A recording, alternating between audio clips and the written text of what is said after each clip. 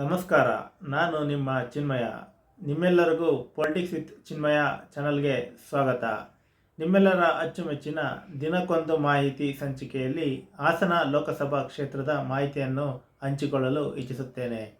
ಹಾಸನ ಲೋಕಸಭಾ ಕ್ಷೇತ್ರದ ವ್ಯಾಪ್ತಿಯಲ್ಲಿ 8 ವಿಧಾನಸಭಾ ಕ್ಷೇತ್ರಗಳಿವೆ.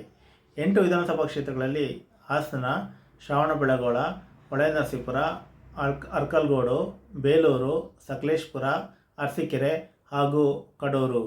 8 ವಿಧಾನಸಭಾ ಕ್ಷೇತ್ರಗಳಲ್ಲಿ 4 ಜನ JDS ಶಾಸಕರಿದ್ದಾರೆ, 2 BJP ಶಾಸಕರಿದ್ದಾರೆ, 2 ಕಾಂಗ್ರೆಸ್ ಶಾಸಕರಿದ್ದಾರೆ.